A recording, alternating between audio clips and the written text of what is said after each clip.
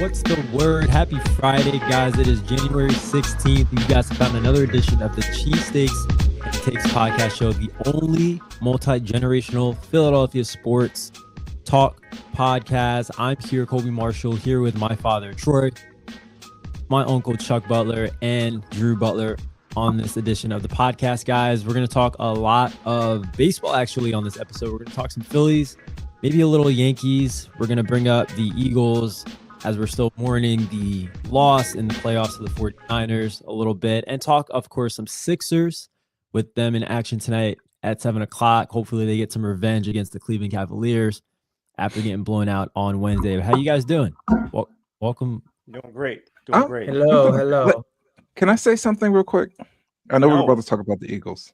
One more thing. So Shelly texted me the day after the game. Shout out to Shelly. She's like, "What's up, Shelly?" Yeah, What's up, she listens, always listens. Thank you, Shelly. She's like, "How you doing?" I was like, "I'm okay," but I told her I was relieved.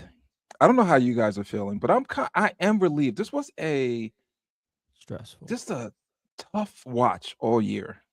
Stressful, like just frustrating watch. And I'm glad it's over. I am so glad it's over. The more I think about it, I know we're going to talk about it. And this is after me kind of calming down. I think Sirianni should go. I'm putting on my Troy hat right now. I don't see, from what I'm hearing, I don't know what he's going to be doing once they find an offensive coordinator. And this is the calm down Chuck. This is not like the Chuck being upset at the football team after that terrible loss. 19 points against a terrible defense. But I'm relieved. I'm glad the season's over. I may or may not watch the game this weekend. If I do, I'm gonna be super relaxed and like don't care who wins. I'm kind of maybe, kind of rooting for the Patriots a little bit. I'm up here in New England, just kind of like, trying to maybe root for like the hometown team. So, Chuck, you know what I'm it feels like, relieved. Chuck? You know what it feels like, just to bounce off of that? It feels like when you're dating somebody and it's going downhill, and it's heading towards a breakup, and then the breakup happens. That's what this feels like. Yeah, That's what this feels like. You're great relieved that analogy. it's over. You're sad, but relieved that it's over because you knew it was bound to happen. Yes. You were miserable while you were in it, but you didn't know like the freedom that existed when you got out of it. And that's how I feel right now. So I just want to kind of throw it out there. Shout out to Shelly for checking up on me.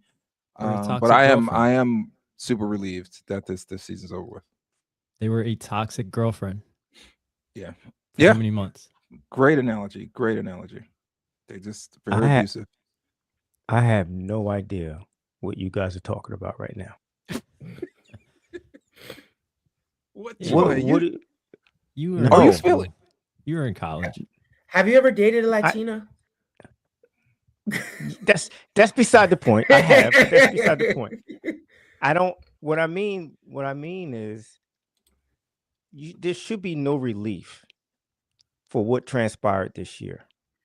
You should still feel angry because it was such a wasted opportunity. Yeah. You had a Super Bowl caliber defense. You have the best on paper, best offensive talent in the league.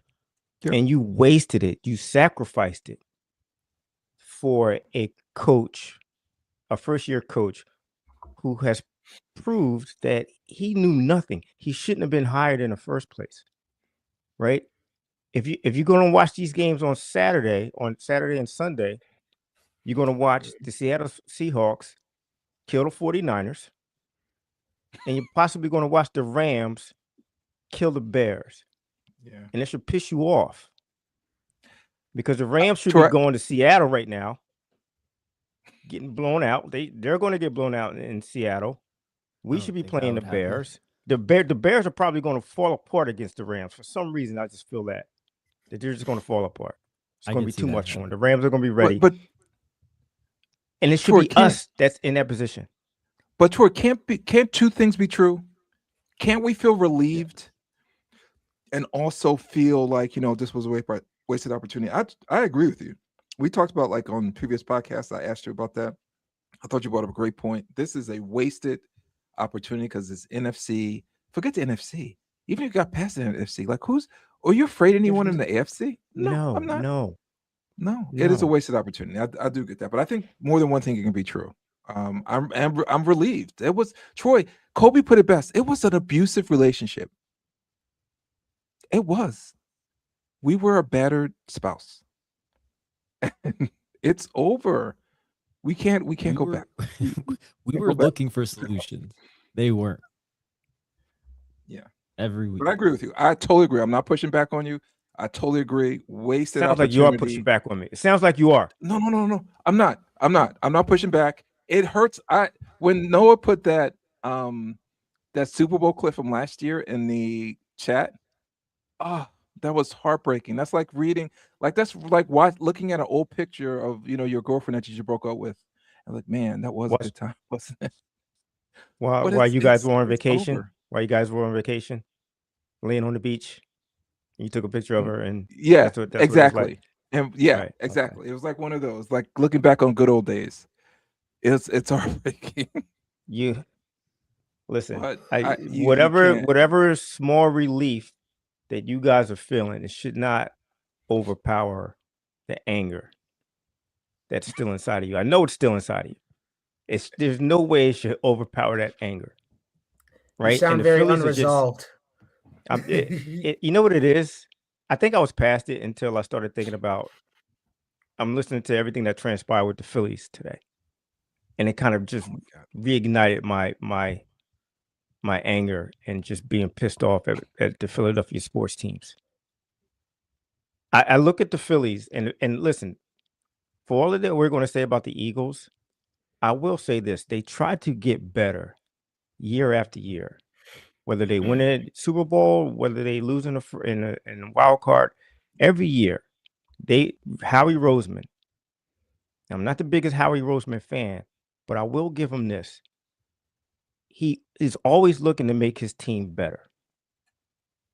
And when I think about other teams in other sports, the one team that can best the Eagles in doing that are the Dodgers. Dodgers just won 2 World Series in a row. And they still went out and made their team better. And it's the complete opposite of what the Phillies have done. Right? You have to give Howie more credit than the Dodgers. They have no salary cap in baseball, and they are flush with money. Howie is doing a much better job in a salary cap league than the Dodgers. That's like, I could spend money. Like, if I had that much money, I could spend it. I don't think that's an apples to apples comparison. I do, because the Dodgers could literally stand pat and win another World Series next year. They could have stood pat. They didn't need Kyle Tucker. Would you agree? No, I don't think they needed him. Quite honestly, they didn't need Kyle Tucker. They didn't need him. Yeah. If you want to say they needed to upgrade their outfield, that's fine. They didn't need that guy. But they went out and got the best guy that's on the market, basically.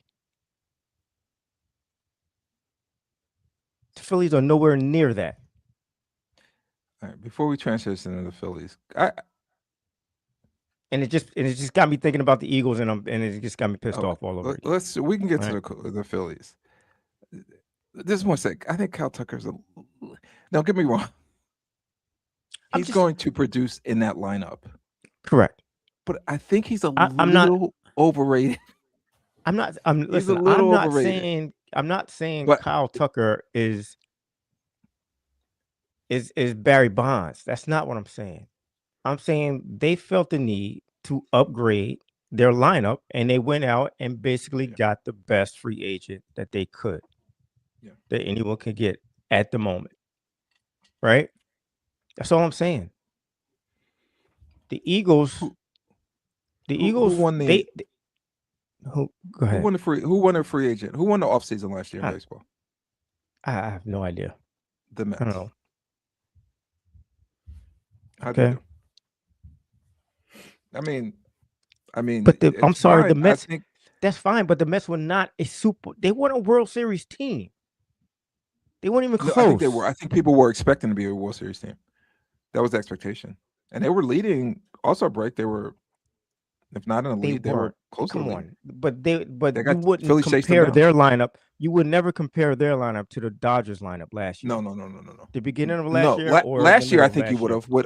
have with Alonso Sosa and No, and not what's to his the face? Dodgers, dude. Yeah, I probably wouldn't. But they won the offseason last year.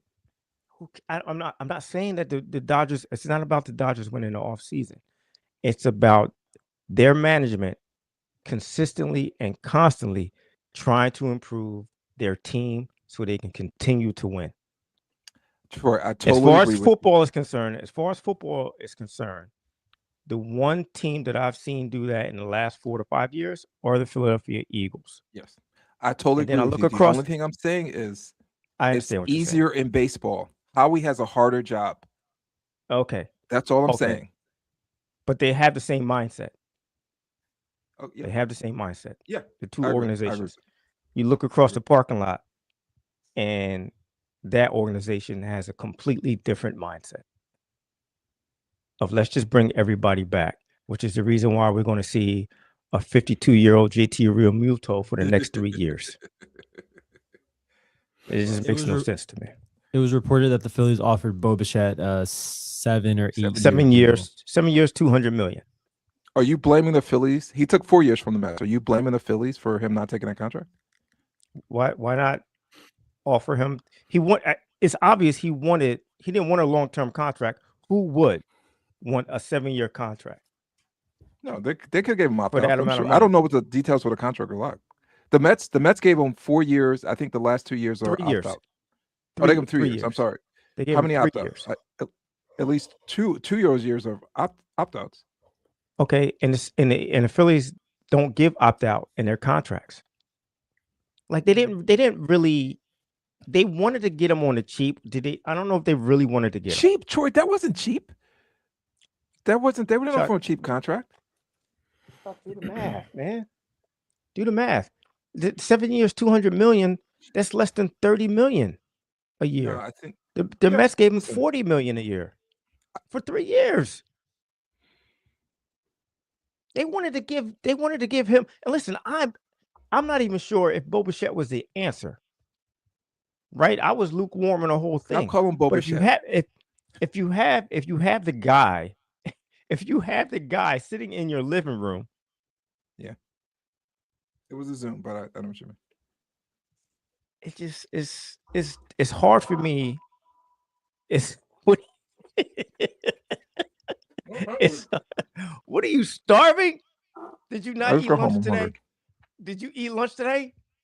What is going on? So what I'm doing, and Kobe, maybe you could help me out with this. I'm fasting till noon. I usually stop eating at 8. Well, 7 o'clock, and I fast till noon. And then I had something small at work today, and now I'm just starving. Yeah. What kind of fast? Intermittent fasting. Yeah. It's working. I'm trying to get off those Christmas cookies that I was inhaling all December. You should do the Daniel's fast. You ever heard of Daniel's fast? No. What is it? It's a fast. It's like a spiritual fast. I did it with my brother and sister-in-law. And their church does it every year. But basically, everything you eat is from the earth. So there's no meats, there's no fish, there's no dairy, there's no alcohol, there's no sugar. I can do everything but the meat. There are no pastas. And everything you have to eat is from you can do it. I did it 2 years in a row. For a month. How long? A month. The first 2 weeks, no meat. Yeah, that'll get you really The slow. first 2 weeks, right? It has to be what kind of rice? It has to be brown rice, I think. Which is what about? And I started eating brown rice when I did the fast. That's all I eat now. I don't eat any other kind of rice. The first week was hell. What about who? Beans. Beans are good. Anything from the earth. Beans, potatoes, vegetables, fruits. Rice, but it's beans, a and steady potatoes. diet That's all I of would that. eat. Nuts, healthy fats like avocado or whatever. First week was hell. Second week, I had to stop going to the gym because I didn't have enough energy. But by the third week, my body got used to it, and it was just I was fine. By the time my fast was over, my wife she brought me breakfast in bed, and it was like pancakes, eggs, cheese, bacon, like a big, beautiful breakfast. I didn't even want it. I didn't even want it. I had no taste for it. That week, I had a business dinner at a steakhouse. I went to dinner. I had a steak for the first time. It was delicious. Like I've never eaten a steak before. Next morning, I woke up, threw up. Felt horrible. And from that point on, I just steadily cut back on the amount of red meat that I eat. I eat a lot of fish now.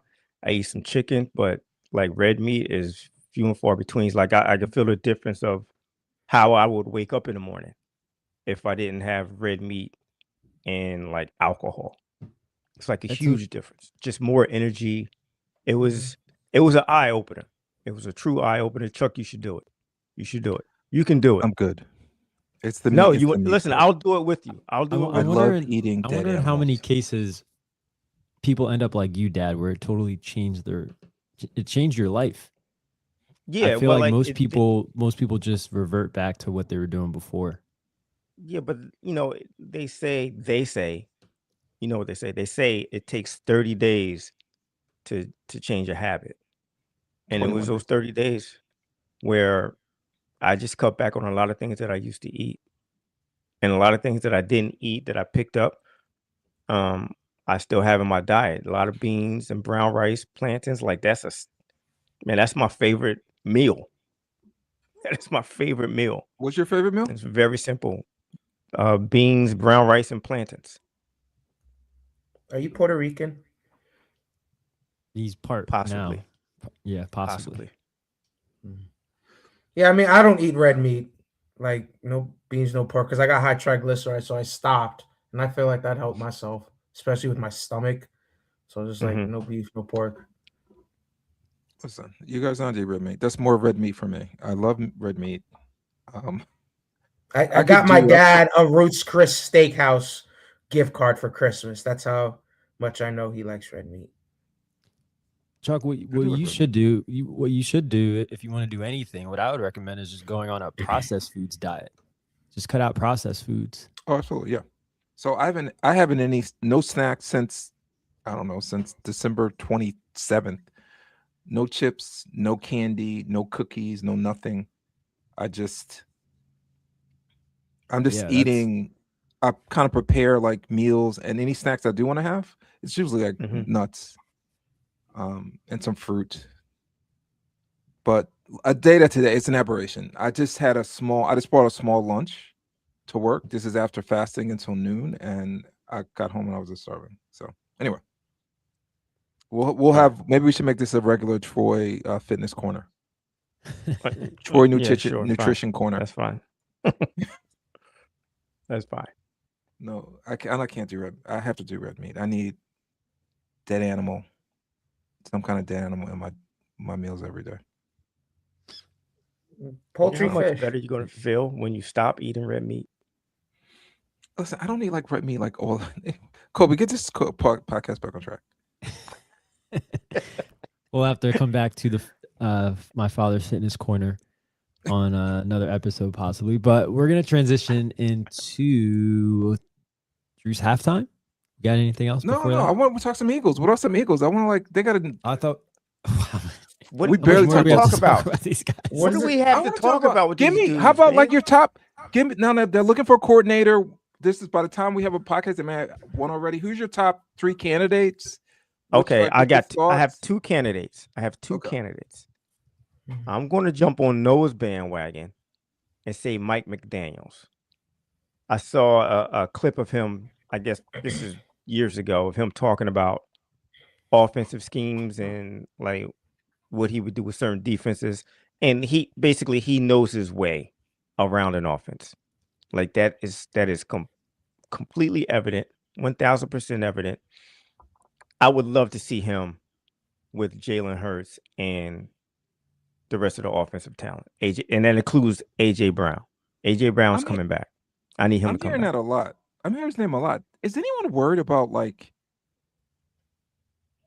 didn't he fire Vic Fangio?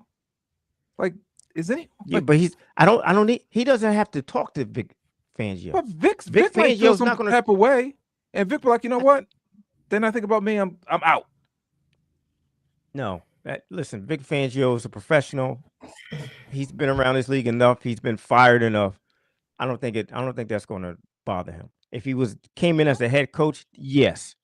But as an offensive coordinator, no. Vic Fangio shouldn't care. If he's probably like, yo, I'm not saying he should guy. care. I don't have to talk to him. Doesn't care. Okay. Anyway, I wouldn't mind having him. My second choice would be Frank Reich.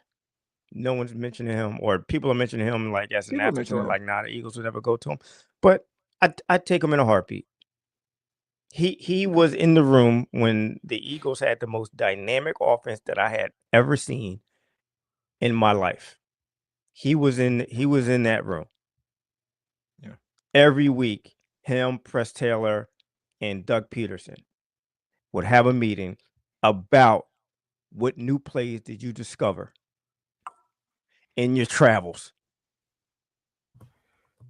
You looking at college football, were there any plays that you could pick up from any of these offensive coordinators that we can implement in the next 2 weeks, have it ready to go in a week, and then apply it in a game? Right? That's what I want.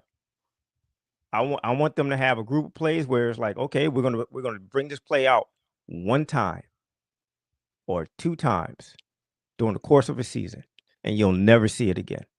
You know why you never see it again? Because we got another group of plays that we're going to bring out 1 or 2 times, and you'll never see it again on top of your regular playbook. That team was awesome to watch. Yeah. That team was awesome to watch. That offense was great to watch. You have a third candidate? What'd you say? You have a third candidate or no? Maybe Stefanski, I guess. I don't know. He's from about Philly. Dable? No, I don't want him. Can you imagine Dable and Sirianni up and down that sideline? No. I seriously, I don't like Dable. I barely like Sirianni, although I still think he should be the head coach. Because, Chuck, we talked about this earlier. You want him gone, but he does a good job of being a CEO. He does a great job of that locker room. And if that's all he does, that's fine. That is fine. Make sure the guys are ready to play and stay out of the way of the offense. You're already out of the way of the defense. That's perfect. Let Vic Fangio run the defense. You let Mike McDaniel run the offense, or Frank Reich, whatever. You stay out of the way. Just do what you do well and leave the rest to the adults. And Cope, I want to hear you and Drew's take too, but just real quick. I don't mind Dable. I don't like your list, Troy. I don't mind Dable. Maybe I'm thinking too much. Just like the Fangio scenario. I don't know how Saquon would feel about him coming and being offensive coordinator, because it seemed like they had a little beef when he was with the Giants. Good point. So I don't know if he's a good coach, man. I really don't. And I don't know if he's good. Well, listen, I don't know either. He's not a good head coach. He's not a good head coach. I think he's dealt with running quarterbacks before. He has some success. Like anything better. Wait. Whoa. When you say success, are you talking about success with the Buffalo Bills? Or are you talking about success with Josh Allen? It's 2 different things. Yeah. So his first year with Josh Allen was second in MVP, and then his first year with the Giants, he won Coach of the Year. I thought he was. He didn't deserve to win that award. He did not deserve to win that award. Let's say he came Why? in second. Because the Giants for 500 for the year. What was their record? No, they were a hot mess. But listen, he's not my first choice. He's not. I don't think he's a good coach. I don't think he handles like watching him on the sidelines deal with his players the way he does. Yeah. It's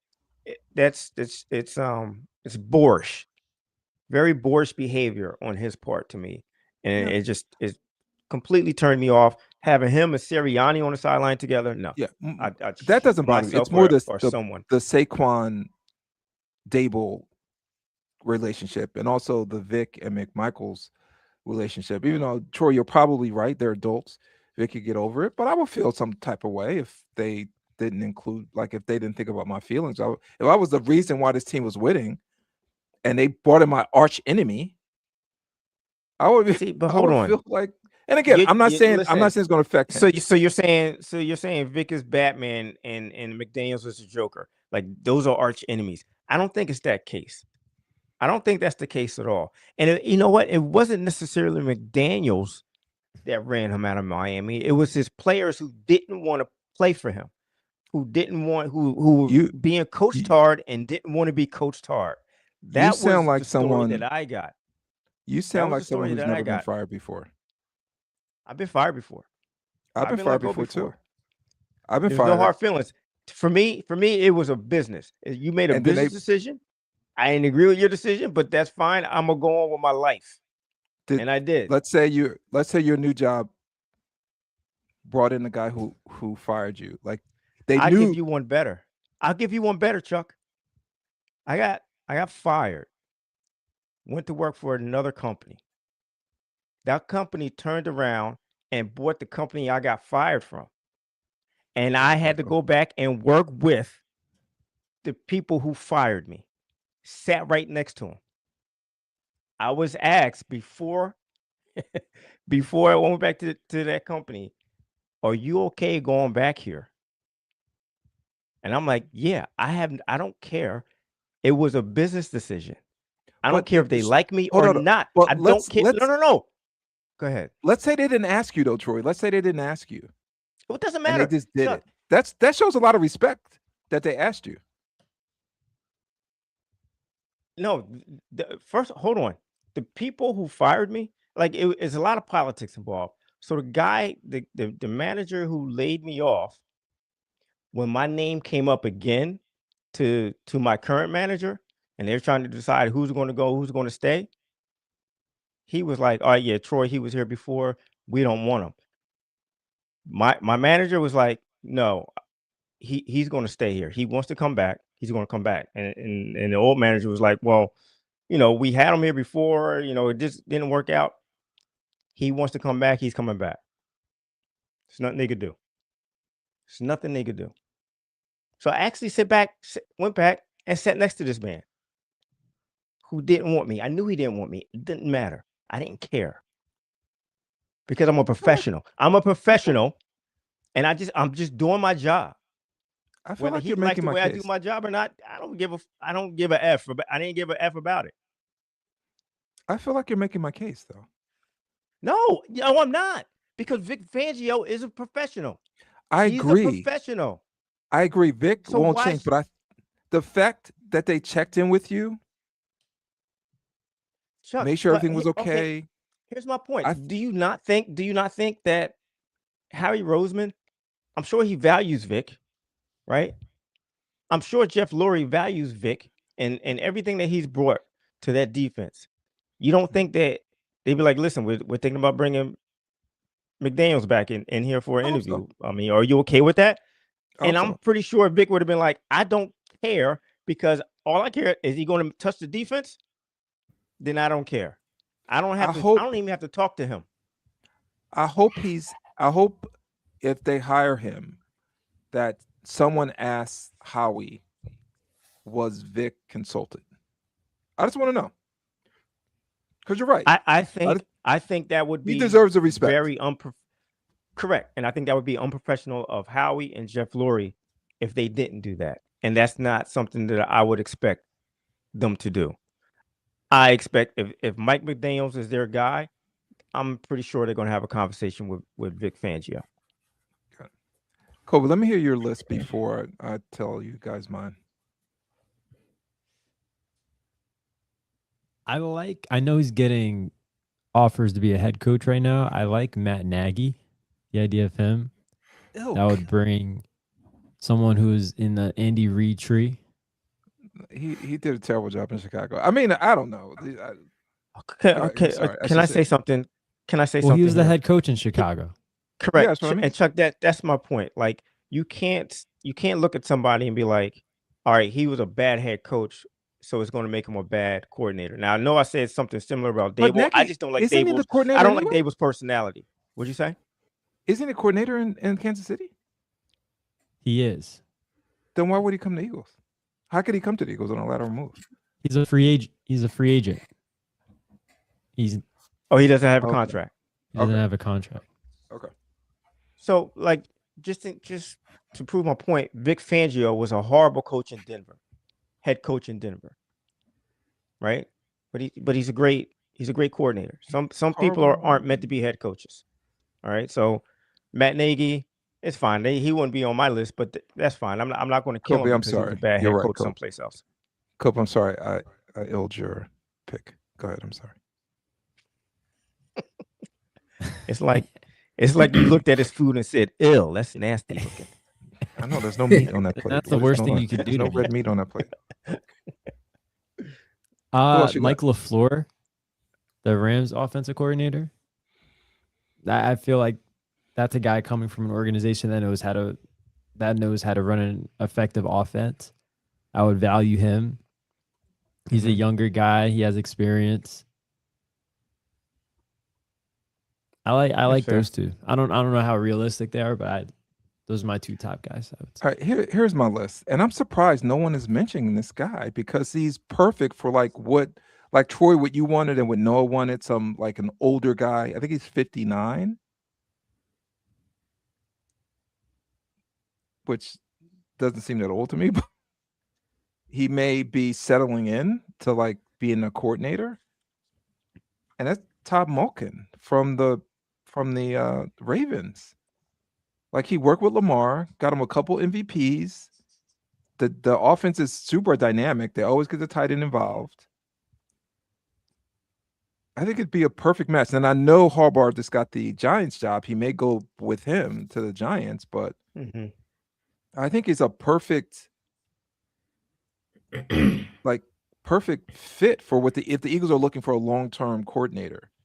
I think he would be a perfect candidate.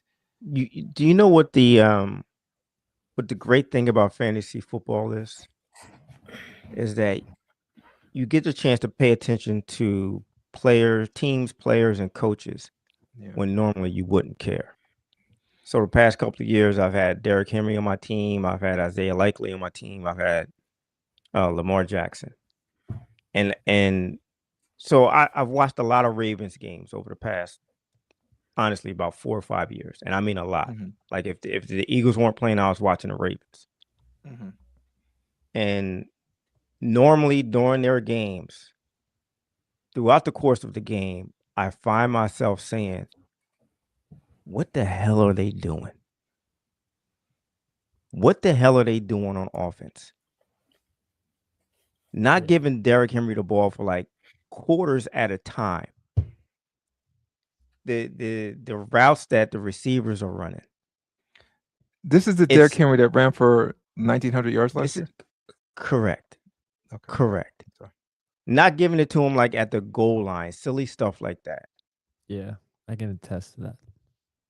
It's mind-boggling how they ran their offense. And like the simplest things they would make extremely hard, similar to how the Eagles did this year. They could be up 20 points in the fourth quarter and lose that game. They had so many blown leads. That's true, but that's a defensive problem. That's not an offensive problem. Defensive, not all the time. Not all the time. There was a lot of times where they would do a lot of 3 and outs, and the defense just couldn't stand up to the onslaught of the other team, right? Because they were constantly on the field. because it was mind-boggling to what they were doing. So the Ravens organization wanted Monken out. They didn't think he was the answer, and Harbaugh stood 10 toes down and was like, "No, fire me." Okay, Oh, they I were didn't know willing to that. let him go. Yeah, they Oh, were. I didn't know I that. think they decided to fire him because he stood up for his guy. Oh, I didn't know that. My guess I is didn't know they wanted Malkin out Monken's going to go with that whole coaching with staff is going Harbaugh. to go with Harbaugh. Okay, I got just a couple more on my list. So Todd Malkin was number one, and until I see different, and this is as even talking to Kev, who's in our basketball league. Shout out to Kev, I know he's listening. He's a Ravens fan. He gave him the thumbs up. He just hates when his defensive coordinator became the head coach of Seattle. He said the defense has never been the same, and that's been their problem. He said the offense hasn't been the problem. But Malkin's get him number on here. one. What's that? We should get him on here. Yeah, I told him if we hire Malkin, would he come on? He said he would. Okay. Stefanski's my number 2. Frank Reich is probably already my number 3. But here's a wild card, which will never happen because he hasn't called plays and he's never been a coach before. Nick Foles. Yeah, I don't think the Eagles can afford to have a brand new play caller after last year, but I would love I don't know if you guys listen to his podcast. Yes, he is a little bit super intelligent. Correct. I would not be mad at having Nick Foles in. And listen, again, like to your point, Chuck, he's never been a coach, he's never called plays, but he was a quarterback, which to me is much more important than a coach who has called plays but has never played the game. Right? To me, Nick Foles could come in and there may be a lot of things that he has to learn about calling plays, but he can learn it. I think he could pick that up quickly. So I wouldn't mind that at all. The best scenario for me would if they hired maybe a Frank Reich and have Nick Foles as assistant or something. As an understudy. Yeah, and then maybe waiting for his chance. And then Sirianni gets fired and Frank Reich becomes head coach, and then Nick Foles. Here's the thing: no matter who they hire as the OC, I think Nick Foles needs to be in that room as a consultant. I do. Yeah. But did you guys hear about what Howie Roseman said about hiring a young up and coming coordinator? It doesn't matter to him. He said it doesn't matter to him if a guy's going to be here for 1 year and goes to a head coaching position, right? Because if it means that we win a Super Bowl again, then that's fine. I'm completely okay with that. Like a coach being here 1 year versus 5 years, that's not on his high list of priorities. It doesn't matter to him. And I thought that was interesting. Troy, I got a question for you. Yeah. So, all right. So let's say Nick Foles is a potential candidate, right? If we had someone, again, another person with experience, again, was like McDaniels that we were talking about, someone who played back in college. Do you think that type of knowledge could translate well versus maybe someone like Nick Foles? Because we already have someone who has some experience already with McDaniels. Do you think that might have... Sorry. But what's up, Cole? No, nothing.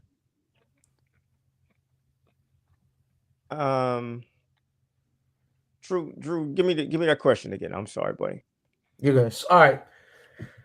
McDaniels played in college, right? Right. He played at Yale, right? Shout out to Yale. Mm-hmm.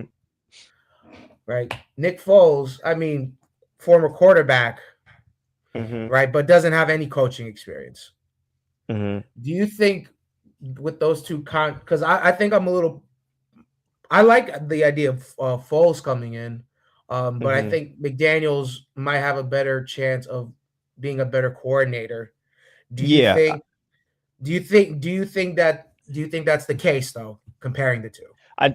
I do. I think as it stands right now, McDaniels would be the better coordinator. As it stands right now, and it's because he has the Because of that experience experience of Drew was calling alluding plays, to. right? Yeah, that's what Right. I'm He trying to has say. that experience. But I do think that Nick Foles, once he decides to become a coach, his learning curve is going to be very short. Like I think he's going to pick it up very quickly. I agree. I agree. Because of his time being an NFL quarterback, winning the championship. Just he understands. As a He backup understands. too. And As he's a a guy that backup. he's already gonna have all the respect of the guys in that locker room because he's Correct. won a Super Bowl. He has a Correct. statue outside of the Right. stadium for crying out loud. So Right. he'll I have have just that a couple more to his questions. advantage. Sorry, Coach. Just a couple more questions about the coaching. And Troy, I'm directing this towards you because you're the only one here that kind of remembers this. Do you remember when No. what's his face? Why am I drawing a blank on Ray his name? Rhodes. Ray Rhodes brought in John Gruden. Yes, that's John Gruden to be the offense coordinator, and they were installing the West Coast offense with Randall. Yeah. How many games did Randall last? Before What year was that? 90. It had to be like 93, 94, 95. 95. Look at that. How many games did he last? Before they went to how Rodney many Peete. games? I don't know. I forgot. I forgot. Maybe 2, 4, 3? maybe 5 games. He couldn't pick up the West Coast offense. They went to Rodney Peete. Randall was benched. Randall went on to Minnesota, won the MVP. Rest is history. I guess my question is, if they bring in a coach, this is to everyone, if they bring in a coach that Jalen Hurts maybe is not buying in or having trouble pick up the offense. I mean, is that a concern? And I guess my question is, do you think Jalen's going to have a say in who the offensive coordinator is going to be? Do you think Saquon's going to have a say? That's what I was kind of wondering when you said that, Chuck. I don't know how much of a say a guy like Jalen Hurts would have after the season that he had. I mean, I think there was definitely a drop off in his play, especially when it came to his rushing. Yeah. From what we expected from him. Like, he's 27 years old. Do we have to start having some questions about him? I mean, we love the guy. He just won a Super Bowl, but is he the long-term answer? Yeah, like, would he have a lot to say? I don't know.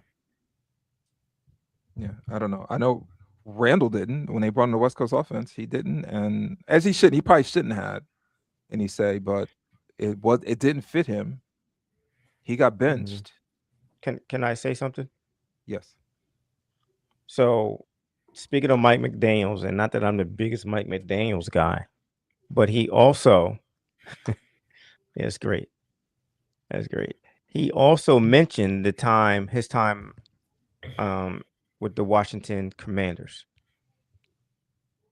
and how they drafted Robert Griffin and how they tailored their offense around his talents, and which had never been done before, because they realized that, he is limited in what he can do, but what he can do, not many other quarterbacks can. So let's just create an offense around what he does well.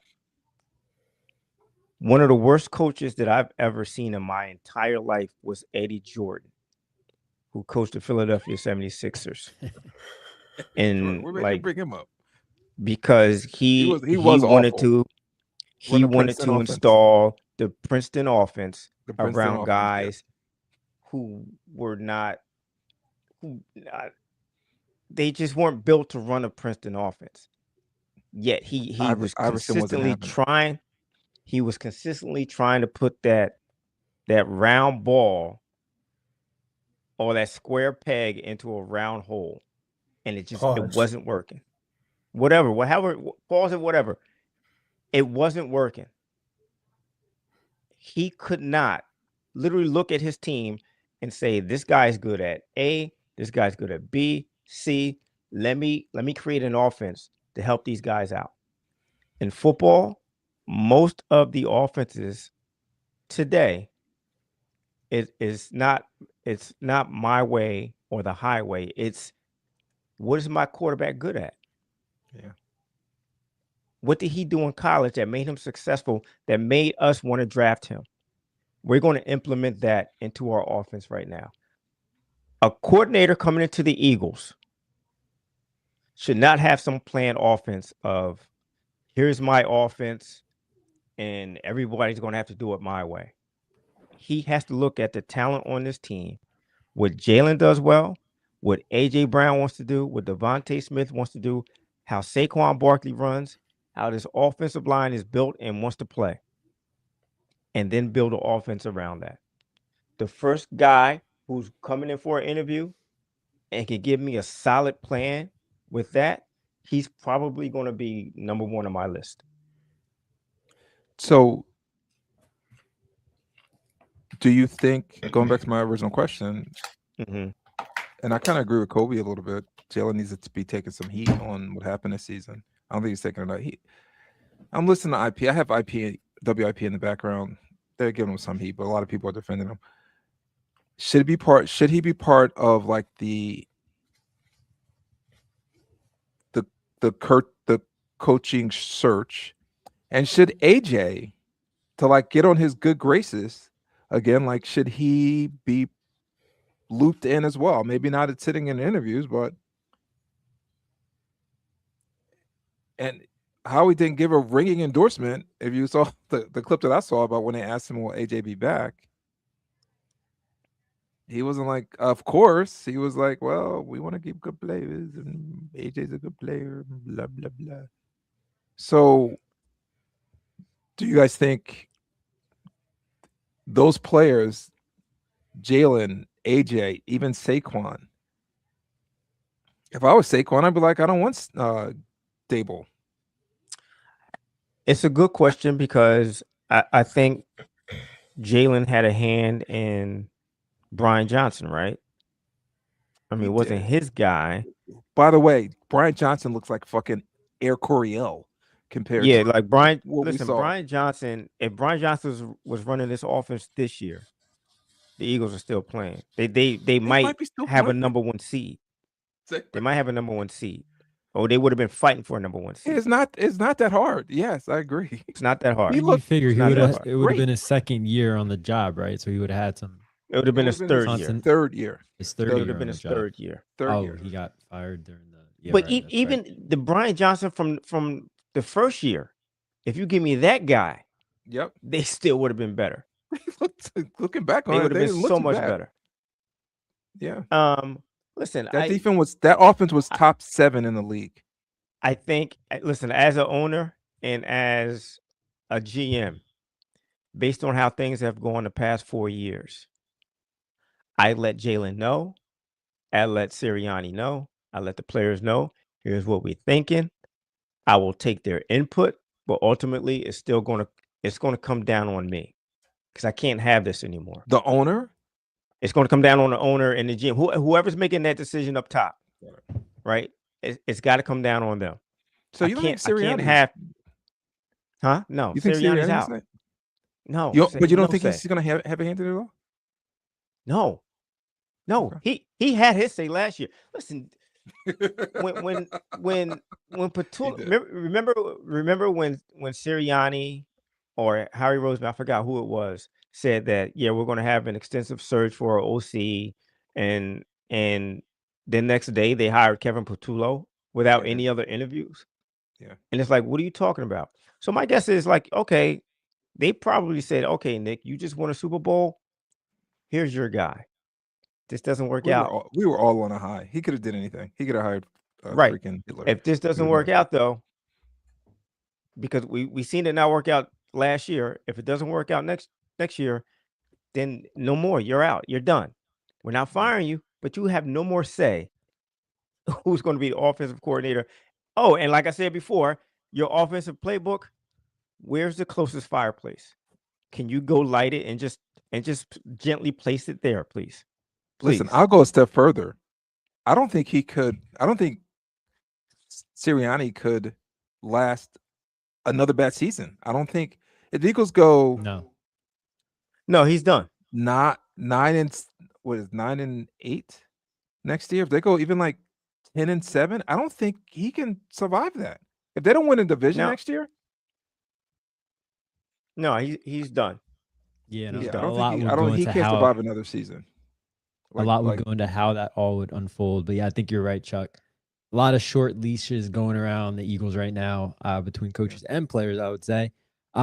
Speaking of short leashes, going to cut this segment a little short. We're going to transition into halftime. Oh yeah, Drew, you got anything for us on your halftime segment? We got Drew.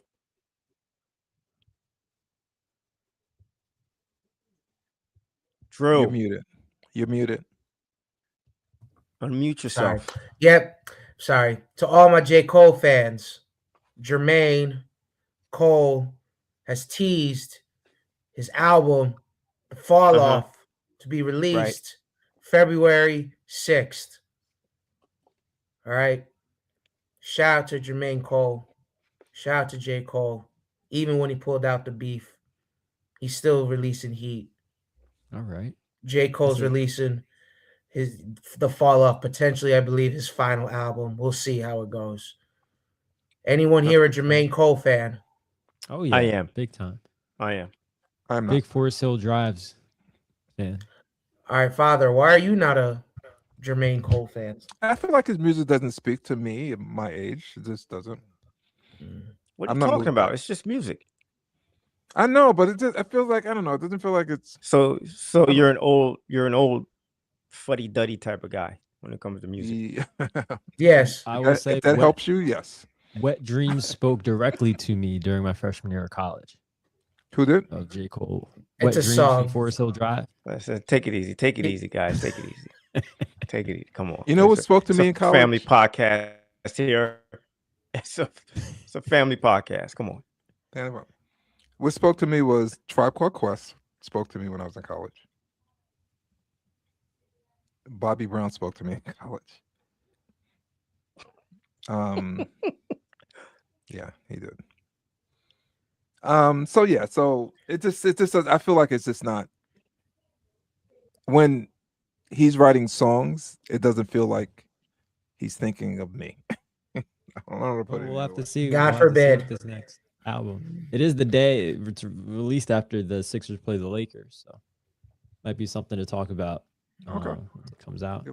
J. Cole Recap. briefly played basketball professionally, I think, in Africa for like 2 weeks, and then they let him go. Probably like, this place is hot. I need to get out of here. No, J. Cole. Listen, I love J. Cole.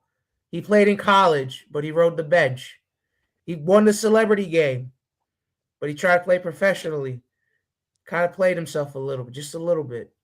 Just being the rapper trying to be a hooper. You ever listen to Born Sinner by J. Cole?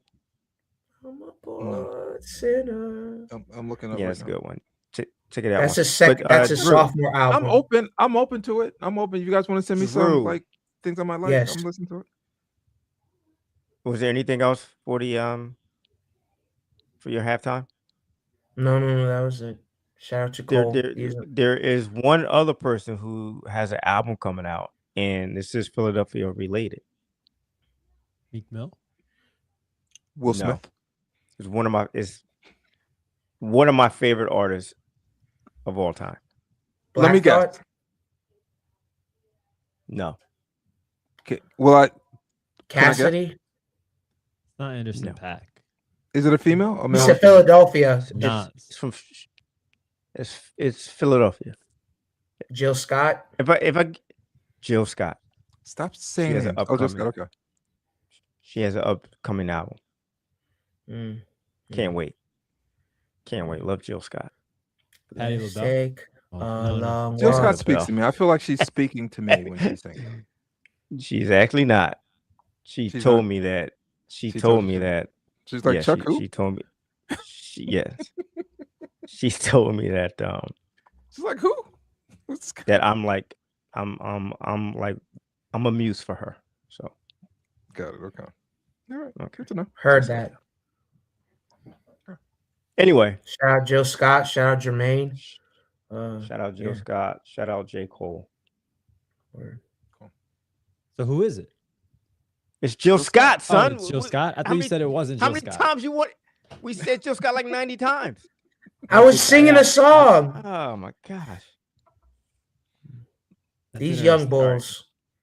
Now that we're on the topic of music, real quick, guys should check out the new collab done by Madison Ward and Tarian. They came out with a new single. They're two Christian-based pop singers. Really good. One's a black girl. She went to play volleyball at Oklahoma. Relatively young. They're around Drew and I's age. But they come out with really good music, and they did a collab. Came out with a single. It's called Oasis of Hope. Christian. Yeah, Christian Christian-based pop. What's the name of it? Bro. Oasis of Hope is their single. Okay. But they I both want have some pretty good music. sensual- Madison Ward. I and want some Tarian. sensual, sexual lyrics. You're not going to get that from them. Thank you, Not going to Colby. get that from them. But a special where shout we out can't- to Nas and DJ Premier. They also released an album together recently. That's a really good album. Yeah. Check it out. That's, That was that's really good. yeah, about a month Cope, ago. I'm kidding. Send me something, Cope. I'll listen to it. I'll send it My your way. daddy's the old fuddy duddy I'll send hater. it your way. And Really speaking good. of what's coming our way, the Philadelphia Sixers are about to be in action, guys, in a few minutes. So let's get on the topic of the Sixers right before they come on and before we get off to watch them play the Cavs tonight.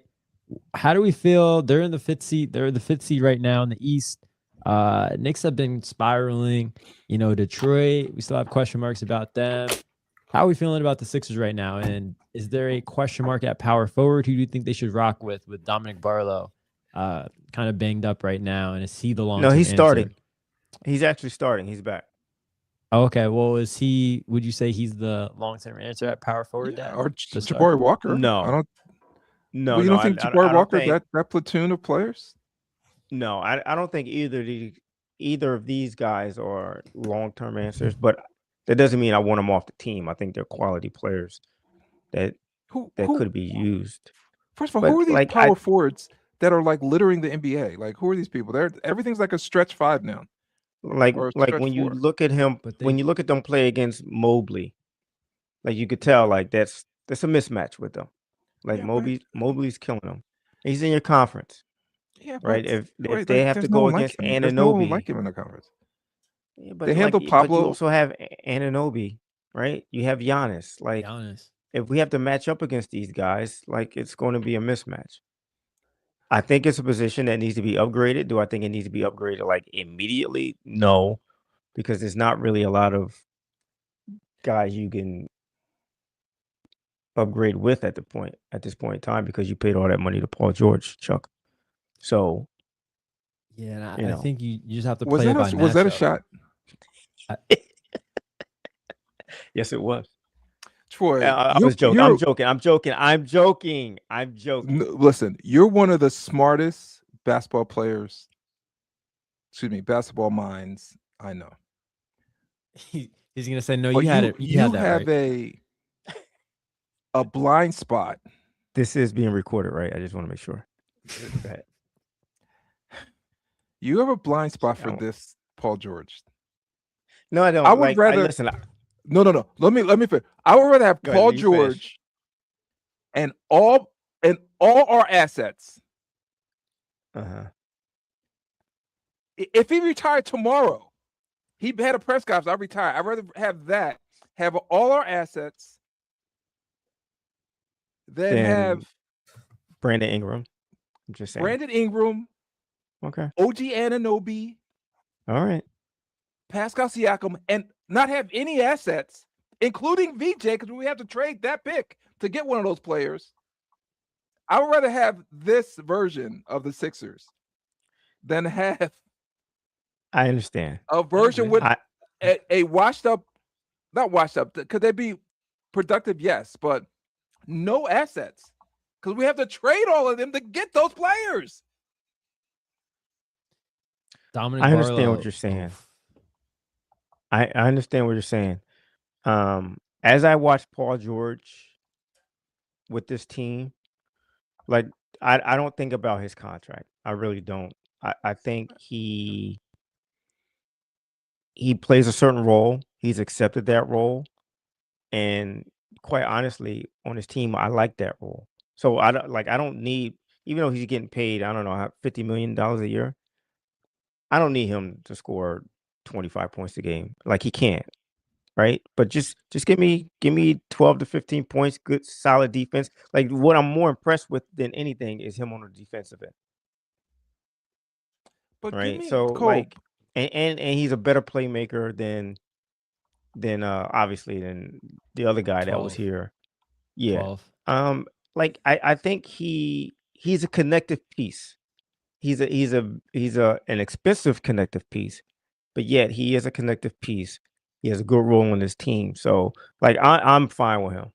Like, just stay And, healthy. That's all. Just and stay I healthy. think Cope, I was surprised you put this in the rundown. What is it about that position that, like, we have enough people who want the ball, who are kind of ball dominant and can shoot and score. right. What do you want from that position that Barlow and Jabari Walker aren't giving us? More rebounding. And even Bona, when Bona's out there with Embiid, what are we Well, missing? I think there's a level of length that they just don't offer at that position, especially when you're going up against a guy like Evan Mobley on the Cavs. You can't really do much if you're Barlow or Walker against a guy like that. I just saw a possession where Dominic Barlow played great defense on Evan Mobley, but he still scored just because he has that advantage. And then like the rebounding, I don't think either of them are exceptional rebounders. You know, I think that's one of their biggest weaknesses at the The moment. biggest weakness. That's their Again, biggest. give me an Arguably the archetype. biggest weakness. Who give me like a player like that could, like, money wise, and I know I'm putting you on the spot, but like So who's- I didn't bring that up to say they should go out and get somebody.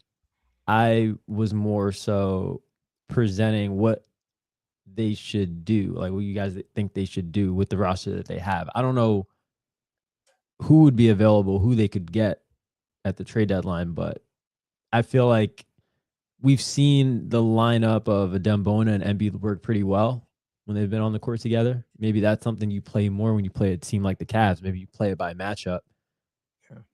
we haven't seen that in a while though, but yeah, that would have been nice against the Cavs. There is one team that could be They went trying to get rid of assets. Well, I'm sorry, Kobe. Go ahead. I'll get back to that. Go ahead. Finish. I was just gonna say they have pretty good numbers when they're on the court together, and they went to it against the Cavs on Wednesday. Not for long, but you saw it in spurts, and I've liked it a lot. So I think they should experiment with that more, especially when they play a team like the Cavs with Mobley and Jared Allen. But I think they'll be all right with the roster that they have, especially like what my dad said. There's, OG Anunoby, Tobias Harris. There's a lot of stretch four, smaller guys at the four on these teams you might see in the playoffs where you don't have to worry about that too much. But when you do play Giannis or Evan Mobley, I wonder if you do maybe started them Bona in those games. Yeah, that's a good point. Cole, going back to the original question, I feel the Sixers could lose to anybody at any point, but I think they can beat anybody, including Detroit. Detroit's deep and young and long and fast. Athletic. But they don't stay healthy. Maybe they will be healthy in the playoffs. But we're older than Detroit, less athletic, and we also don't stay healthy. So yeah, if Embiid, and obviously I know this is a big if. There's no one on Detroit that can handle Embiid. There's no one. I don't care. I don't agree with that. Jordan anymore. is having a great Jalen season. He's probably gonna make the All-Star team. Not a flop. But what's that? I said Jalen Duran's not a flop. No, No, I'm not listen, saying it's a flop, but he there's can't not handle going to Embiid. be there's not going to be any Jalen Duran slander on this podcast. As one, he's from I'm not Philadelphia, dissing him. and number I'm not dissing two, he's related to a very close personal friend of our family. So Oh yeah. I'm not. But anyway, I want to hear about that. anyway, later, I know you're not. I'm not I know dissing you're him. not. Like, Can we? I don't think he could. I don't think he could. Well, no one can. When Embiid is right, like no one could. Like, what are you going to hold him to 35? Like, I don't know. Like, Yeah, he's that's not fair. going to Listen, and but he Embiid's has probably to going be to get him in foul right. trouble. But he has to be right. That's all. He has Just to be be right. right. That's what I mean. The Sixers could lose anybody or could beat anybody, including Detroit. Son, to your question about like the power forward, the Memphis Grizzlies, they're probably once Ja Morant goes, Troy, they could stop it. possibly I know where you're going with this. I know. Listen, he's not what I would call the rebounder that we need, but as a power forward, he is a top level defender. Yeah. To have him next to Embiid, that would be pretty Troy, special. And that's what- Jaren Jackson. Hold on. You get rid of Ja Morant. I don't know what you're going to get for him, right? Would you give up? You have to make the salaries work. Would you give up Paul George, Jared McCain, and the Clippers pick for Jaren Jackson? And whatever else they want to throw in. What is the Clippers pick? It's the 2028 2028 unprotected. unprotected. Which is probably going to be. I don't know what the A Clippers decent pick pick. next year. Probably. It's going to be a decent pick. Oh, in 2 Yeah, years. probably. Oh, yeah, that is going to be a good. Should be. Both 'cause they're Kawhi already and aging. Harden will be gone probably. I would probably do that. That You makes would. sense. Yeah. I love that you. Oh no. I thought you were going to throw out a name without like making money work. Oh, give me Luca. No, that's not me. That's never been me. That's I those are love New the fact York that you fans. did that. That's Those are New a York fans fair. that think of fantasy trades like that. That's not me. It's that's never a been fair. me. It's never been me. Like if you want something, you got to give up something. Okay. And that's a but fair trade. even if it I'm is a Memphis fair fan, trade, it's a fair trade, but you're basically doing this for. Well, I guess maybe you're not. How old is Jaren? How old is Jaren Jackson? 26. He's 26. 26. All right, so you know what that matches with Maxey. Yeah, I probably would do that. I would do that. I probably would do that. I would do that. You maximize Embiid's time here when he's going. You still have Maxey, Embiid. I mean, Jaren Jackson, Maxey, and VJ. Yeah. To build around, that would be okay. Yeah, and God forbid something happens to Embiid, you have a formidable player in Jackson that could play the 5 and still give you starter worthy minutes. Yeah. That's a good scenario. I like that. Let me call. I have some contacts in Memphis. I'm going to give them a call. What Memphis and do see it? what we can do. Would Memphis do it? I think Memphis would be open to once they get rid of Ja, they might be open to just about anything. Now, obviously, I'm sure there are other teams that could give Memphis more for Jaren Jackson than what I just said. But I think they would be open to them. Desmond Bane got them 4 first-round picks. That's the stupidity of Orlando. But that's I don't know if that's going to be the market going forward. I don't know if that's that going to be the market going forward. But people may look at that. Well, if you got, how about even like Mikal Bridges? Like, how many picks does the Knicks give up for him? Again, so there is a precedent. The stupidity of the Knicks. Like that's to me. Like, all right, do you think Ja Morant's going to get that with all of his actions? Right? No, hell no. But those two guys aren't. They're not doing what Ja Morant's doing. I get it. But like every time someone gets traded, it sets a new bar. Whether you raise that bar or lower the bar, it's going to set a new bar. I think most GMs look at the Desmond Bane trade and look at the Mikal Bridges trade and are like, there's no way I'm giving up that many picks for those guys. Yeah. Especially Desmond Bane. It's not going to happen again. I agree. I mean, I totally agree with you. But it might be, maybe it's not 4 or 5 picks, but it might be 2 picks that they want. Okay, we can figure out another pick for him. I'll figure it out. And you have to, or you can get Jeremy McCain's value up somehow. Maybe he could show flashes of what he did last year, and that would help too. Or they might love him. They might see something in him. But I like that. Sixers in. If I'm Memphis, I'm curious. I might want a little bit more, but I'm curious. I think it's a good trade though. Yeah. You're giving something up. You're giving something of value up. Yes, you have to give it up. He's a good player. You have to give something up. That was a good call. Good call. We'll see if the Sixers can figure it out, the power forward position for the remainder of this year. And speaking of giving things up, we're gonna give up this episode for right now, guys. I think we No. Okay. We still got. Oh no! Yes. What? This is what everyone's. One more thing. We got one more thing. The Psycho T versus All right, let's go today. Let's go. Let's hear it. I can't wait to beat Troy, you again. We're undefeated. Talk to me. His type of player is really hard because it's hard to find people who played 4 years that's been impactful. Usually, if you're good, you're leaving, and I don't want to compare him to No, you can bring him on. Bring it like the old guys. It's not fair to him if I like. It is fair. It is fair. It is fair. See, you don't don't think it's fair. Iverson or Chuck, you don't think it's fair because you never watched Psycho T. You didn't see the impact that he had. Okay, let me know, Chuck. When I say you didn't watch him, you didn't watch him every single game to see the impact that he had on the Carolina program. So it is fair if you want to say Patrick Ewing or whatever. So just go with it. Just run with it. Let's go. Let's hear it. I got a name for you. But I just want to make it clear. The last one was good. Who was the last one that we did? Steve Alford. Yeah, that was a good one. I could make an argument for Steve Alford. No, you can't. But go ahead.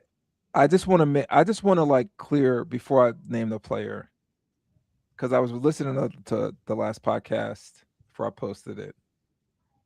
I didn't stop watching college basketball. I stopped now, and I'm not watching it now, really. That time I was watching it, but 98-ish. Guess what I was doing in 1998? I was a young father. Diapers? Yes. Diapers? Troy, I'm not questioning your father's skills. I think you are. That's what it sounds like. Because that's what I was doing. If you were consuming, I was doing the same thing that you were doing. Basketball that we were watching when we were in high school in 1998 when Kobe was a baby. I was, and guess who was right with me watching the games? Bouncing on my knee, watching the games with me. Listen, no, Drew, my son, and Kobe, you guys are gonna be dads one day, and you think you're doing the same stuff you're doing right now? And Kobe, you think you're gonna be in that good a shape when you have kids? Yes. It ain't happening. Yes. I know I will. Yes, he will. I'm gonna be even more motivated. He watched me his whole life. Of course. Listen. Troy, you're saying. I'm not saying you're not. Okay, no, I know what you mean. I know what you mean. Kids were little, yeah. You still had time to go to the gym? No, I'm not gonna be going to the gym when my son or daughter is Chuck, born. when my son was an infant, you know what I used to do? I used to come home. Not every day, but I would come home, play with them, watch them just sleep for an hour, and say, "All right, honey, I'm going to the basketball course. I'll be back." And I go play basketball. DCF might subpoena this podcast. I didn't leave him alone. My wife is still there. She's like, "Fine, just go. It's fine." Wow, you're something else. I do recall and hitting then my I couldn't head. wait, and I couldn't wait to take him to the basketball court. There's no way with me. You're saying you were in the same shape? Okay, well, my father when he was born. My father when he wasn't was a baby. Go ahead, son. Tell him, please. You didn't start hitting the gym until I was 5, so you weren't even right. in, I didn't start working out. I was just playing basketball. I'm just playing basketball for a couple of hours. Kind of see that. I was still in a corporate league, so I was still playing ball, right? I was still doing stuff. When I was home with my son, I'm spending all my time with him. So yeah, I'm taking him to the park, we're running up and down hills, but we're also hey, North Carolina's playing. He's going to be a North Carolina fan. He's sitting with me, Kobe, Drew. drinking his bottle, That's watching the like exception. this. He's drinking his bottle with his eye cut to the TV That's because he the wanted to exception, watch. guys. Because he wanted to watch Vince Carter. That is not Yeah, that's, Antoine the, that's the Jameson. exception. That is not what normal. That's dads what every do. father should be doing. No, that's not normal. That's what every father should be doing. Drew and Noah and Colby. No, that's not normal. Kobe, you're gonna have a beer belly. Deal with it. Yeah. I don't drink beer. Oh gosh. Whatever. I don't drink beer either. I'll have a cookie. I'll have a cookie belly. We have a Anyway, cookie can you belly, give whatever. me your Hardy- other Hardy, guy? I'm ahead please, of so you, we can Colby. get out of here. All right. Here's my guy. Oh my gosh. Tyler Hansborough Right. or Chris Mullin.